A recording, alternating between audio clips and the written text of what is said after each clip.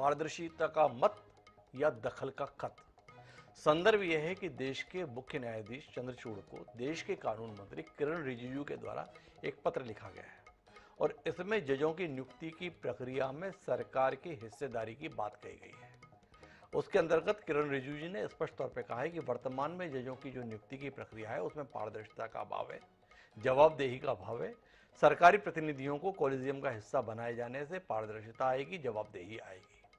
महत्वपूर्ण बात यह है कि इस प्रकार की कोशिश सरकार के द्वारा 2015 में की गई थी, संसद में बाकायदा एक कानून बनाकर। उसे एनजेएसी के नाम से जानते हैं। उस एनजेएसी को देश के सर्वोच्च न्यायालय के द्वारा 5 सदस्यीय पीठ के माध्यम से खारिज कर दिया गया। तब से कहानी वहां की तहां है। पर इसके बाद में देश के कानून मंत्री के तौर पर जब से किरण रिजिजू आए हैं, वो सार्वजनिक मंचों से देश में सुप्रीम कोर्ट और हाई कोर्ट में नियुक्ति और तबादले की प्रक्रिया के लिए अपनाए जा रहे 25 वर्षीय कॉलेजियम सिस्टम पर सवाल उठा रहे हैं। वह लगातार ये बताने की कोशिश कर रहे हैं कि ये सब गलत चल रहा है। वो दलील देते हैं कि दुनिया के किसी भी अन्य देश में जज की नियुक्ति नहीं करते हैं। केवल भारत ही एक ऐसा देश हो गया है जहां पर जज ही जज की नियुक्ति करते हैं, जिनका मूलतः काम न्याय देना है, पर वो न्याय देने के स्थान पर नियुक्ति में ही अपना समय लगाते हैं। अब ये ताजा खत अपने आप में सवाल पैदा करता है। सवाल इसलिए पैदा करता है कि जिस व्यवस्था को देश की सर्वोच्च अदालत कानूनी रूप से अवैध ठहरा चुकी है, वो क्या कानून मंत्री के पत्र के आधार पर वैध हो जाएगी? अगर वाकई सरकार का अभिमत ऐसा है कि इसमें जवाबदेही का अभाव है, तो वो नए सिरे से कानून क्यों नहीं लाती है? ये वो तमाम सवाल हैं जो इस खत के आने के बाद जहन में उठ रहे हैं। तो इनका उत्तर खोजने की कोशिश करते हैं। हमारे साथ इस उत्तर को खोजने में मददगार बनने के लिए 3 खास मेहमान हैं। हमारे साथ में एहतिशाम हाशमी हैं, जो वरिष्ठ अधिवक्ता हैं और विधि प्रकोष्ठ एआईसीसी के सदस्य हैं। हमारे साथ डॉक्टर गुलरेज शेख हैं, जो भारतीय जनता पार्टी के प्रवक्ता हैं, और साथ ही एसआर सिंह साहब हैं, जो हाई कोर्ट के पूर्व जज हैं। आप तीनों का स्वागत है। चर्चा की शुरुआत डॉक्टर गुलरेज शेख से करते हैं और गुलरेज शेख जी से ही समझने की कोशिश करते हैं क्या चल रहा है। क्या अब देश की कार्यपालिका न्यायपालिका को पूरी तरह से अपने कब्जे में लेने के लिए इस हद तक आतुर है कि जिस व्यवस्था को सर्वोच्च न्यायालय 5 सदस्यीय पीठ के माध्यम से अवैध ठहरा चुका है, उसे पत्र के माध्यम से वैध करा लेंगे? देश के कानून मंत्री देश के प्रधान न्यायाधीश को एक चिट्ठी लिखेंगे और उसके आधार पर व्यवस्था बदल जाएगी? वाकई गुलरेज शेख जी? नहीं, सबसे पहली बात तो आपको ये समझना होगा कि जो पहले कमीशन का सिस्टम आया था, वो कमीशन के सिस्टम में उसमें इसमें जो अभी पत्र लिखा है, इसमें अंतर है। और अंतर क्या है? पहले ये था कि कमीशन के द्वारा सरकार नियुक्ति कर रही थी। अभी इस पत्र में क्या लिखा है, आप इस चीज को गौर से समझिए। इसमें केवल इतना लिखा है कि सरकार का नुमाइंदा सुप्रीम कोर्ट के लिए केंद्र सरकार का नुमाइंदा और हाई कोर्ट के लिए राज्य सरकार का नुमाइंदा। इसमें कहीं ये डिस्कस अभी तक नहीं हुआ है कि उस नुमाइंदे के पावर क्या होंगे, वो नुमाइंदा वीटो कर सकता है कि नहीं कर सकता, वो नुमाइंदा केवल एक अभिमत देगा या दिशा निर्देश देगा। तो ये सब चीजें देखिए, लॉ मिनिस्टर का काम है कि लॉ को कितना स्मूथ कर सके, कितना रिफाइन कर सके। दुनिया की कोई भी प्रक्रिया, चाहे डेमोक्रेसी भी हो, तो 100% फुल प्रूफ नहीं होती है। तो एक का सुझाव दिया है और उस पर बातचीत चल रही है।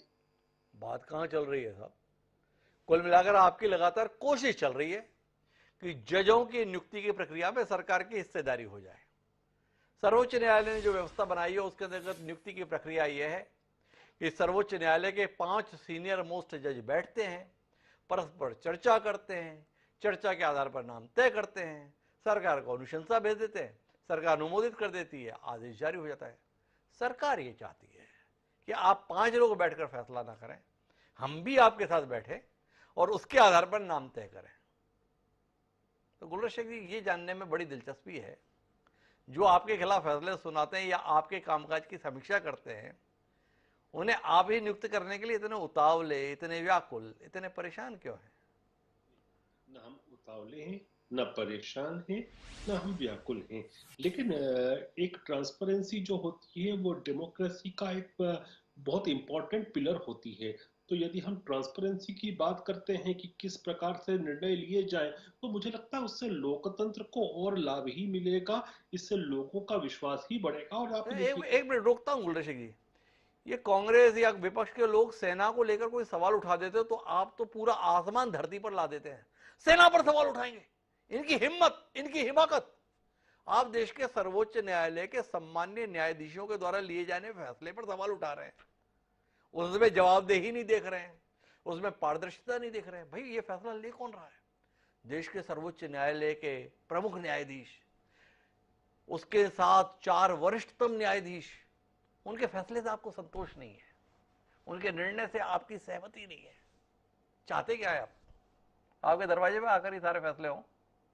नहीं मंशू जी, हमारी पूर्ण आस्था है सर्वोच्च न्यायालय में और हमारी जुडिशरी में, लेकिन हर जुडिशरी को, हर सरकार को, हर डेमोक्रेसी को, हर ब्यूरोक्रेसी को और भी रिफाइनमेंट की आवश्यकता होती है। तो जितना रिफाइनमेंट होता जाता है वो उतनी चीजें और भी रिफाइन अच्छी होती जाती हैं, तो उसका एक कोशिश है। लेकिन मैंने अभी क्या कहा आपको, जो पहले वाला जो कमीशन था, लॉ कमीशन वाला जो था नियुक्ति के लिए, उसमें इसमें फर्क है। आप ये समझिए कि नुमाइंदे की बात है, अभी कोई बात नहीं हुई है कि वो उस नुमाइंदे की शक्तियां क्या होंगी, कितने नुमाइंदे होंगे, वीटो होगा कि नहीं होगा, केवल एक नुमाइंदा कम से कम ट्रांसपेरेंसी के लिए। लेकिन ये एक सुझाव दिया गया है। ये सुझाव दिया है, गुलरेज शेख जी बार बार कह रहे हैं नुमाइंदे की बात कह रहे हैं, हम नहीं समझ पा रहे नुमाइंदे को। पर हमारे साथ में एहतेशाम हाशमी जी हैं, वो शायद समझ पा रहे हो गुलरेज शेख जी क्या कह रहे हैं। तो एहतेशाम हाशमी जी आप ही समझाओ, गुलरेज जी क्या कह रहे हैं या क्या करना चाह रहे हैं? बहुत बहुत शुक्रिया, आपने हमें बुलाया और हमसे ज़्यादा लर्नेड हमारे सीनियर एसआर सिंह साहब, जो कि रिटायर्ड जज भी रहे हैं सुप्रीम कोर्ट के, वो भी हैं। उनके सामने मेरा बोलना कुछ ऐसे ही रहेगा जैसे सूरज को दिया दिखाना, लेकिन मुझे मौका दिया है आपने तो मैं अपनी बात रखूंगा।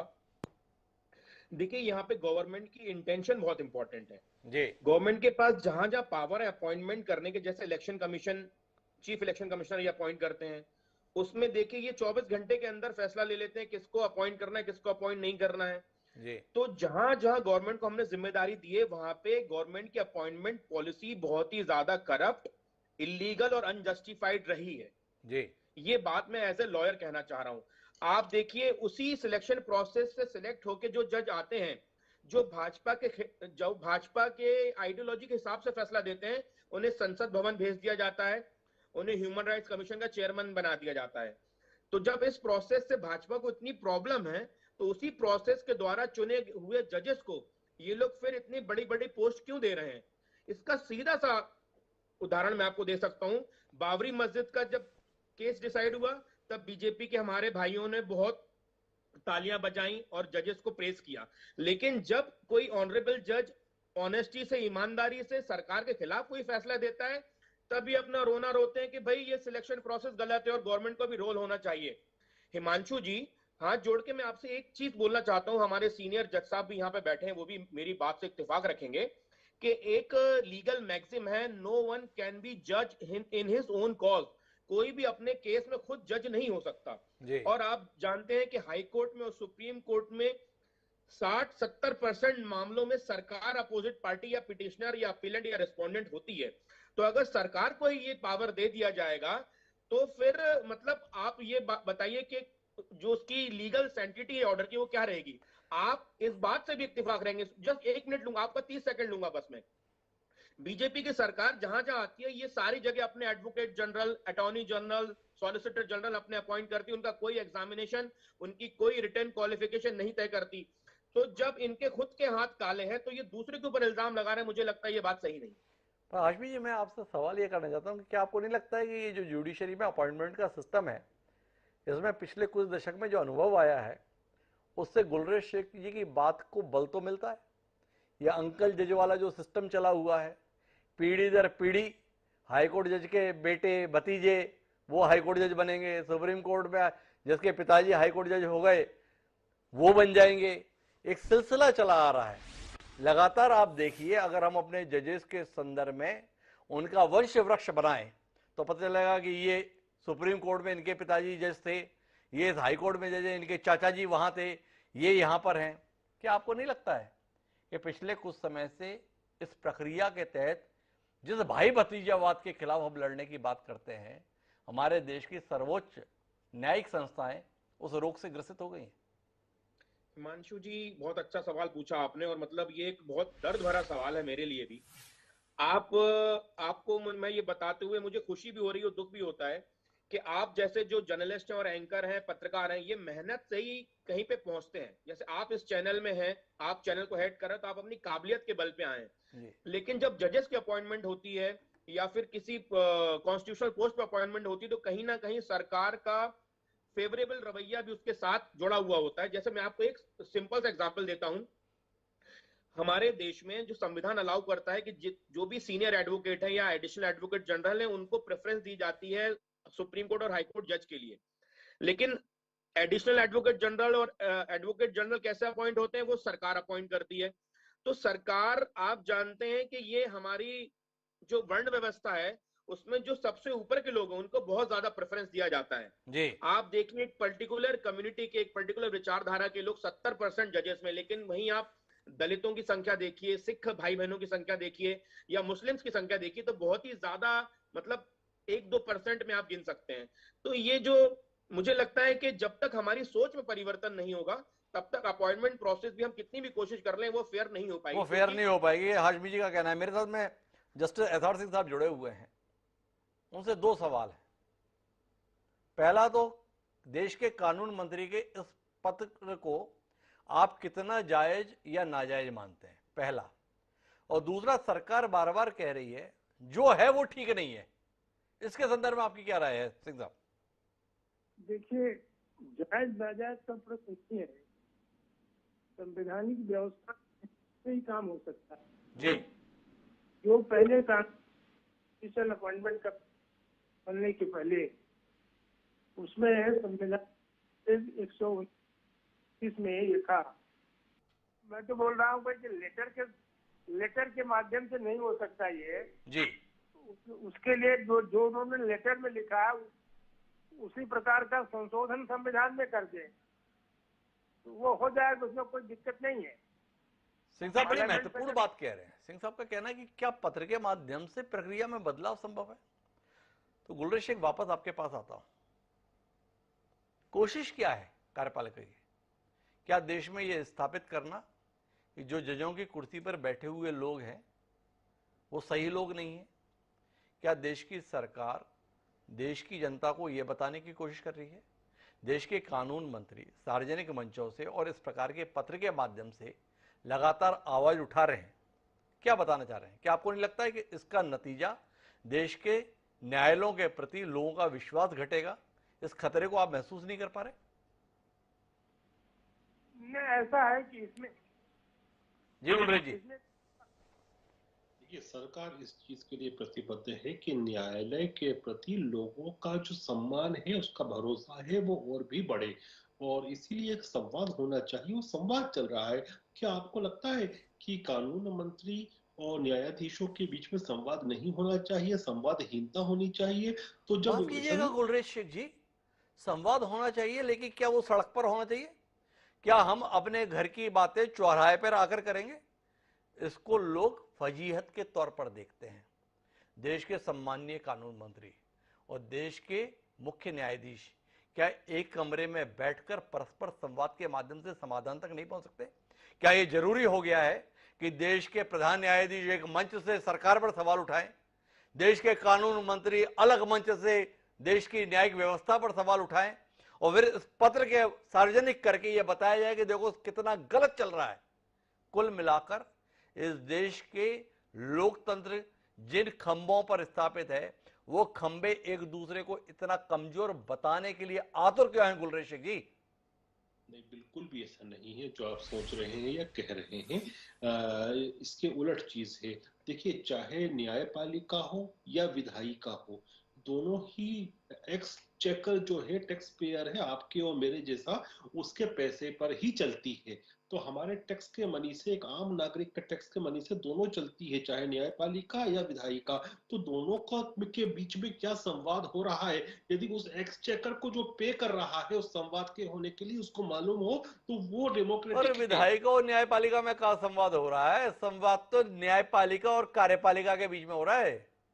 सरकार और न्यायपालिका के संदर्भ में बात हो रही है। मैं कहता हूं कि तीनों के बीच में, कार्यपालिका हो, न्यायपालिका हो या विधायिका हो, इनके बीच में जितना भी संवाद होता है ये पब्लिक डोमेन में होना चाहिए, क्योंकि तीनों चलते हैं पब्लिक के पैसे से, जी। कोई अपनी जेब से नहीं चलता तो है। आप मानते हैं कि इस संवाद से लोगों का इस देश के न्यायाधीशों के प्रति सम्मान बढ़ रहा है? अगर देश के कानून मंत्री ये कह रहे हैं कि ये जजों की नियुक्ति की प्रक्रिया में पारदर्शिता नहीं है, इस जजों की नियुक्ति की प्रक्रिया में जवाबदेही नहीं है, तो ये जानकर लोगों का उन न्यायाधीशों के प्रति सम्मान, आस्था, भरोसा, विश्वास बढ़ जा रहा है ऐसा ही है गुलरी जी? इससे जनता को ये लग रहा है कि हमारे जो तीनों स्तंभ हैं लोकतंत्र के, वो तीनों संवादहीन नहीं है, वो एक दूसरे से संवाद करते हैं, और संवाद इसीलिए करते हैं कि ये लोकतंत्र वाह strong गुलरी जी, आपकी दलील पे कौन फिदा ना हो जाए, मतलब कमाल की दलील है। मैं जानना चाहता हूँ हाशमी साहब इस दलील से कितने सहमत हैं? तो हाशमी साहब, गुलरेज शेख जी ये बता रहे हैं, भारतीय जनता पार्टी के सम्मानीय प्रवक्ता, ये जो कुछ चल रहा है इससे जनता का भरोसा न्यायिक व्यवस्था पर, प्रशासनिक व्यवस्था पर, संसदीय व्यवस्था पर बढ़ रहा है, लोकतंत्र के प्रति लोगों की आस्था बढ़ रही है। वाकई ऐसा है? तीनों पक्ष एक दूसरे के कपड़े खोलने के लिए इतने व्याकुल हैं, इससे लोगों को पता चल रहा है कि कौन कितना खूबसूरत है। क्या कहते हैं हाशमी साहब? बीजेपी का जो काम करने का तरीका है वो किसी से छुपा नहीं है, ना आपसे ना हमसे, और सारा देश बीजेपी की कार्य प्रणाली को देख रहा है।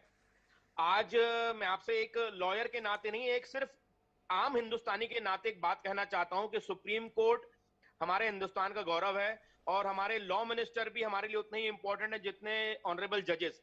लेकिन इस तरह से पब्लिक प्लेटफॉर्म पे पूरे संवैधानिक प्रक्रिया का माखौल उड़ाना मुझे लगता है ये एक शर्मनाक हरकत है। और पर हाशमी साहब, मेरा दूसरा सवाल है कि सरकार के पास विकल्प भी क्या बचा है? भाई, सरकार ने संसदीय व्यवस्था के तहत एक कानून बनाया, अपने संदर्भ में बने हुए कानून को अदालत ने खुद सुनवाई करके निपटा दिया, ये ठीक नहीं है।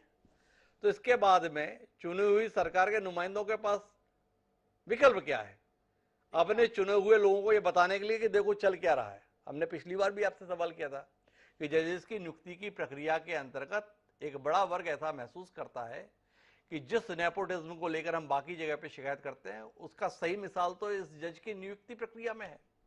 तो अगर किरण रिजिजू हर तरफ से असफल होने के बाद जनता के बीच में जा रहे हैं, जनता के बीच में बात करके जनता का मानस बनाने की कोशिश कर रहे हैं, तो क्या आप नहीं मानते इसके लिए न्यायपालिका ही जिम्मेदार है, जिसने अपने संदर्भ में ऐसा कवच लगाना चाहा कि कोई भेद ना सके?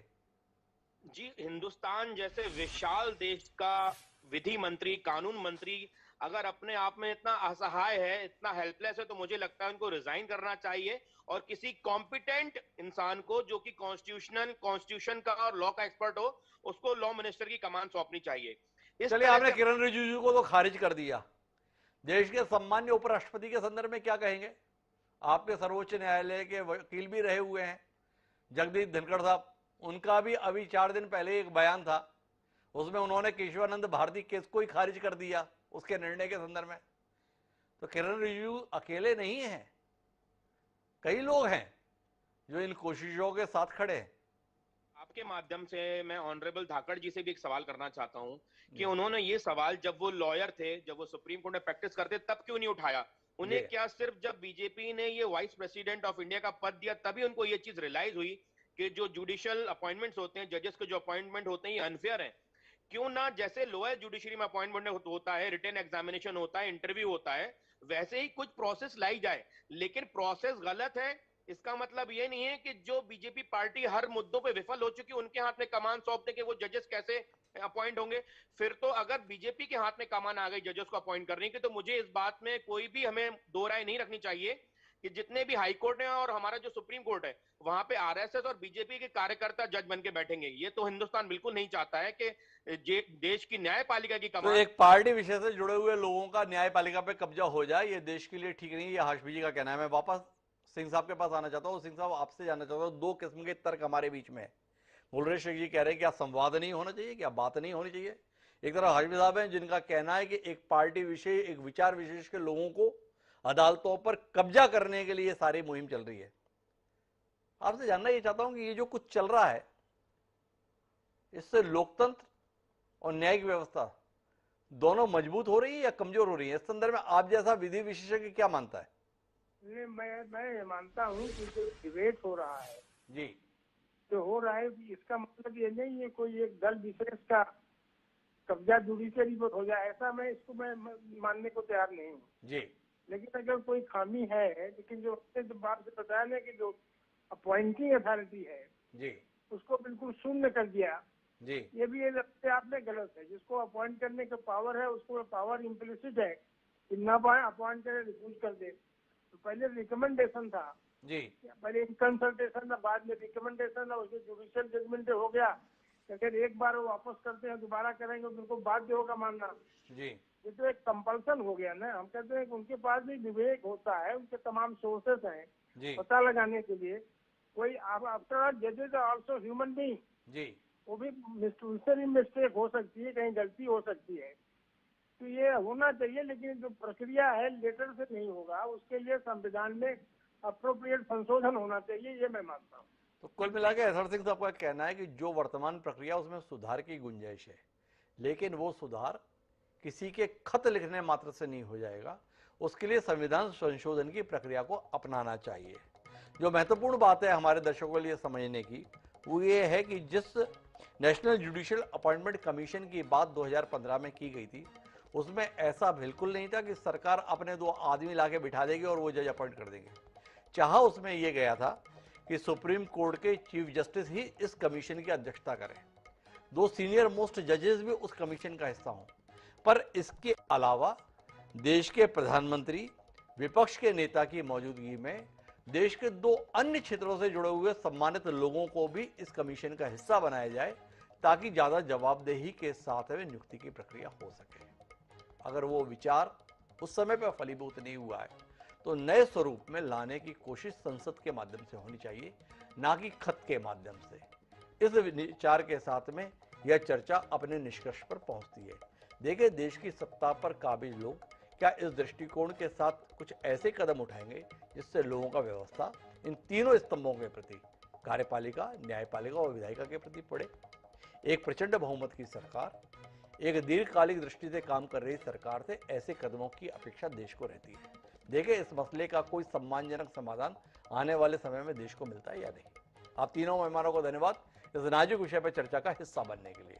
समय है अब आज के शेर का। हमारा आज का शेर कहता है कि भूले से कहा मान भी लेते हैं किसी का, भूले से कहा मान भी लेते हैं किसी का, हर बात में तकरार की आदत अच्छी नहीं। बेखुद देहलवी ने जो ये बात कही थी, ये आम लोगों के लिए कही थी।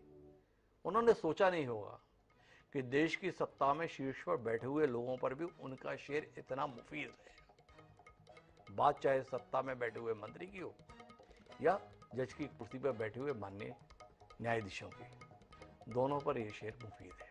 उम्मीद है दोनों पर तकरार छोड़कर कुछ तकरीर करेंगे और तकरीर के माध्यम से नतीजे तक पहुंचेंगे। इस उम्मीद के साथ मुझे दीजिए, कल फिर मिलेंगे नए विषय के साथ। तब तक के लिए सलाम प्रणाम।